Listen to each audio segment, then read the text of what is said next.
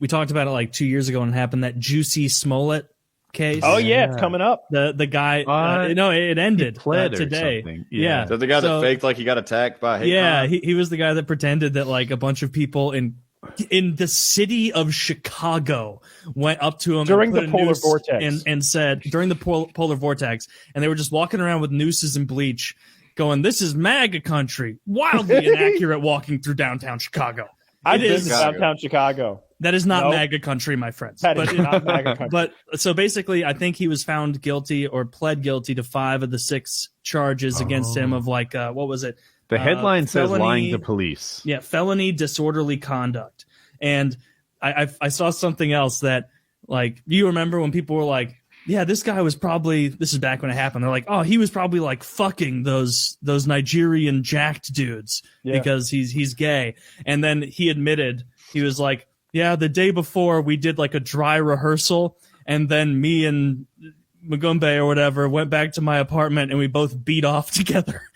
And so it was like they had a nice like in the group, deposition because it establishes they had a relationship before that, you know, that they beat off together. Oh, I didn't need those details of the relationship. I needed them. Little pregame jerk. A little bit of like raising your spirits before you attempt to fake hate crime. Can you imagine, Taylor, if you and I masturbated the night before we committed a crime, how close and bonded we'd be? Yeah. And then we went to like middle Missouri and put you in blackface, and you were like, "This is Obama country," and you like assaulted me. And I was like, "Oh lordy, and I have a Subway in my hand." Yeah. What's the equivalent of a fake noose and MAGA hats, though? I don't know. We're gonna vaccinate them while we wear like fucking.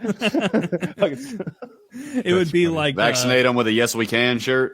It'd be like one of those. It'd be like one of those like 1910 like racist shit where you just accuse a black guy of rape with no evidence, and then people attack them, that kind of thing. But it's the modern day equivalent. It'd be the opposite. Like what's the book with Atticus Finch? To Kill a Mockingbird. Yeah, it's a good one. Look at us. We're all in on it. We're all smart. We've seen that. I've read it. I read it in school. You haven't seen the movie? It's good. I think we saw the movie in school too. I think we watched the black and white movie when I was in school as well. But I love the book. I read it not too terribly long ago. We did. Yeah, we watched. I haven't read one of those like classic, amazingly good books as an adult. Like I read more stuff that's been written more currently. I read about 900 books while I was incarcerated, so I got quite a few under my belt. Yeah, like I wonder how.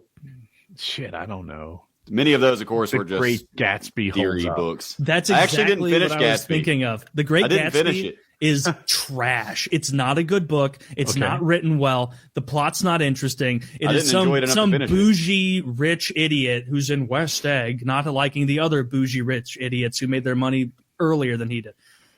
Unless I'm mixing up the West and East Egg part of it. But yeah, I remember even at the time in like 9th grade when we got assigned that, reading it and being like, this straight up isn't good. Like, how is I was in prison and I didn't finish it. What does that tell you? There you go. the Catcher in the Rye or Little Women or like Lord of the Flies? I think people like that one. Moby Dick. Like, how are these books if you're not forced to read them? I love Moby Dick. I like that one. Did you read it in prison or before? No, because I had read it like I'd done the audiobook like not all that long ago, like in the last 10 years. I mean, I don't know how often do you read fucking Moby Dick? I'm not obsessed or anything, but I like it a lot. I think it's very long, isn't it? Like it's like an epic. No, it's not that long. No, that's like a thing I too. don't think it's outrageously Books that long. I considered outrageously long in 8th grade might be more consumable now. True. Moby Dick was like 1,000 pages. If I would guess 600 to 800, but that's not too bad. That's not nothing. I mean, it's not a quick read or anything. Yeah, but it's fun. I like the story a lot. I read is it called a novelette? Have you guys heard that term? Yeah. Novella, I think is what I'm looking for. Yeah, novella. I read a novella not too long ago, Sci-Fi Again. I was like, I really think I like this. It's like, you know how YouTube ruins your attention span? Mm-hmm. Yeah. I might be a novella guy now. Hey. Just a quick story. I get almost frustrated when I read like a book of like good short stories, because like by the time I've finished the 15-page story, like I'm invested in the world. I'm thinking of like implications of other things they could do. And it's like, do you know the Joyce Carol Oates story? I don't. They kind of imply that it's a short story and it's about a girl that maybe gets raped by some dude. Joyce Carol Oates, I think it's a woman. Joyce sounds like a woman, but she was into boxing, and a lot of her stories have these like violent undertones, and it was like damaging on teenage me. I'm trying to come up with the name of it. It's called Blonde. We Were the Mulvaneys. Where Are You Going? The Falls. Where Are You Going? I think it's that one. And I don't know. Read it, guys. See if you get the undertones. I think she gets raped by that dude, or she like halfway consents, or so. I don't know. But it's not happy. It's a little heavy, and we read it in high school, and I was like, interesting. Have you ever seen? Never even heard of that one. Have you ever seen that Philip Seymour Hoffman movie where he's the priest and the nun suspects him of being a pedophile? Yeah, it is Philip Seymour Hoffman. Yeah, I'm surprised I haven't seen it because I love Philip Seymour Hoffman.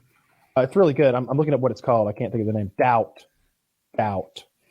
D-O-B-T. Sounds interesting. And I can't remember who plays the nun, but it's like it's like mega D-O-B-T? famous actress. Doubt. It's like Meryl Streep or something. "Is there really no you in it?" Kyle? No, it's spelled like Doubt. Yeah. Oh. Doubt. I said doubt, didn't I? You spelled it You pronounced it D-O-B-T. right, but you left the U out. Now Oh. Well, I know. We how all it's got spelled. Yeah. scared. I'm adopting your spelling. I don't know how I did that. I'm literally reading it. But yeah, it's a really good movie. I think it's Meryl Streep that plays the nun. But like, Yeah, she's good. but they kind of leave it open almost at the end. You spend the whole movie kind of like, is he? Isn't he? Because you can't tell if he's either evil and manipulative or like the nicest guy ever. Like he is like around the kid a lot, but it seems like he's just a good guy. Like you can't tell. You can't tell, yeah.